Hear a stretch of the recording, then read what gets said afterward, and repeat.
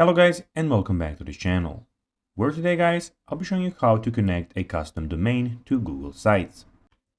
Now guys, the first thing that you actually need to do is go on Google and type Google Sites and click on the first link that pops out, or go to sites.google.com and you'll be greeted by a website like this.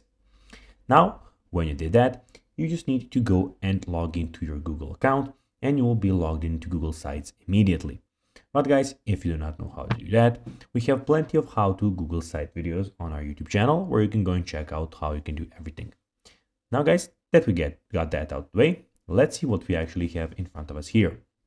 So as you can see here, we have the official website of Google Sites where we have a lot of different options. So first of all, we have the option where you can start a new site. So basically you can go and click on blank site and start your one from scratch.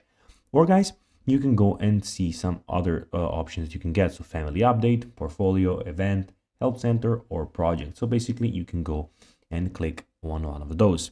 Here also you can see recent sites and who are they owned by. And here you can of course start your own site. As you can see in the top left corner guys, we have site, classic site, doc, sheet, slide, forms, etc. Some other stuff of about Google.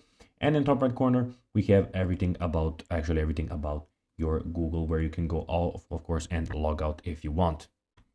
Now guys, let's see how you can actually go and connect a custom domain to Google Sites. Well, first of all, open the Google domains and then sign in with the Google account you used to buy your domain. Click the domain name you want to manage, then open the menu, click website, then build website, and then under simple site powered by Google Sites, click continue, click use existing site, and enter the subdomain that you want to use.